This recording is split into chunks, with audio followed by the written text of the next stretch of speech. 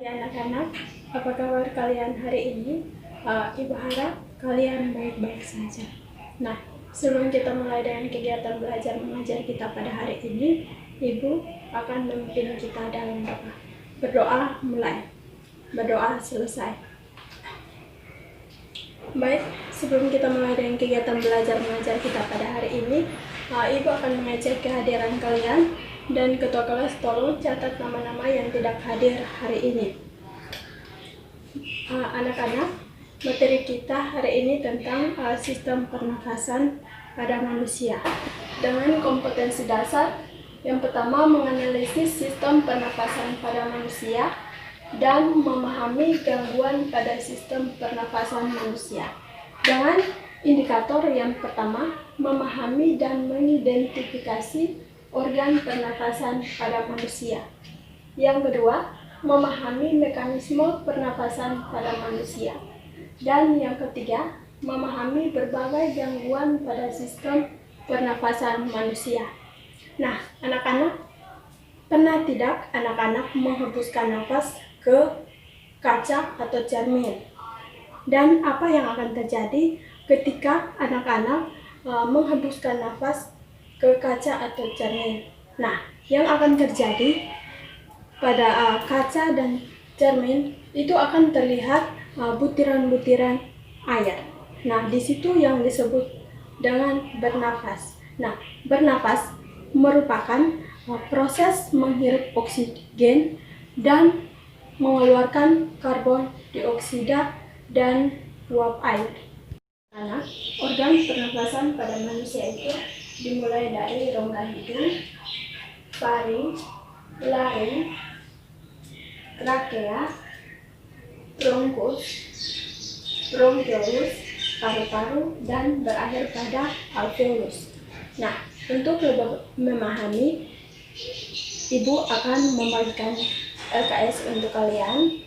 Tapi sebelumnya, Ibu akan membagikan kalian dalam 3 kelompok dengan masing-masing kelompok terdiri dari 4 anggota. Dan Ibu hanya kasih waktu cuma 15 menit dan waktunya mulai dari sekarang. Setelah selesai, silakan kumpul LKS-nya dan kita akan menjawabnya bersama-sama. Di mana soal nomor 1 dengan bunyi pertanyaan, sebutkan dan jelaskan organ pernafasan pada manusia. Nah, organ pernafasan manusia itu dimulai dari rongga hidung. Nah, hidung itu terdapat rambut kecil atau silia yang berfungsi untuk menyaring benda-benda asing yang masuk bersama udara. Nah, yang berikut itu lendir berfungsi untuk menangkap benda-benda asing yang ditangkap oleh silia. Lalu yang berikut itu fungsi rongga hidung juga mengatur suhu udara. Berikut faring. Nah, faring merupakan suatu saluran yang menyerupai tabung di mana faring berfungsi sebagai persimpangan tempat lewatnya makanan melalui saluran tenggorokan dan udara pernafasan melalui saluran tenggorokan. Sedangkan laring berfungsi untuk melindungi trakea dan tempat pita suara. Trakea atau batang tenggorokan. Nah, trakea itu terletak di daerah leher di depan kerongkongan. Trakea tersusun atas cincin tulang rawan yang dindingnya dilapisi oleh sel-sel bersilia dan selaput lendir. Sedangkan pada bronkus adalah saluran yang berada pada ujung tenggorokan dan berfungsi untuk membawa udara masuk ke paru-paru. Nah, cabang bronkus yang menuju paru-paru dinamakan dengan bronkiolus. Berikut itu paru-paru. Nah, paru-paru itu terdiri dari 2, yaitu paru-paru kanan dan paru-paru kiri, di mana pada paru-paru kanan sedikit lebih besar dari paru-paru kiri. karena pada paru-paru kanan itu terdapat 3 gelembiar, sedangkan paru-paru kiri itu terdapat 2 gelembiar. Nah, paru-paru juga dilapisi oleh 2 lapisan membran yang disebut dengan pleura. Yang berikut alveolus. Nah, alveolus adalah ruangan yang berbentuk seperti bola dengan dinding tipis terdiri atas selaput sel yang berbentuk sisik dan dikelilingi oleh sel darah. Baik anak-anak, selanjutnya kita akan membahas soal nomor 2 dengan bunyi pertanyaan, bagaimana mekanisme pernafasan pada manusia.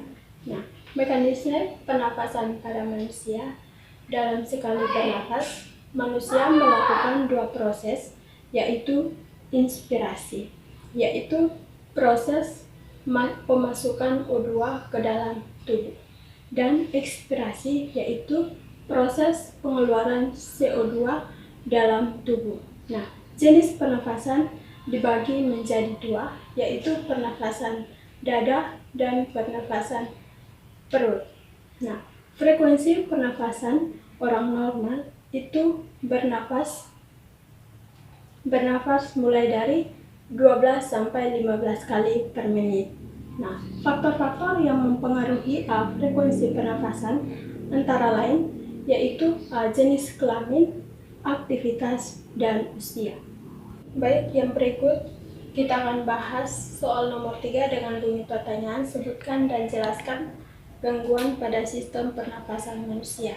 Nah, di sini ada kelainan dan penyakit pada sistem pernapasan manusia. Yang pertama, tuberkulosis atau TBC, yaitu penyakit yang menyerang paru-paru sehingga berbentuk bintik-bintik pada alveolus.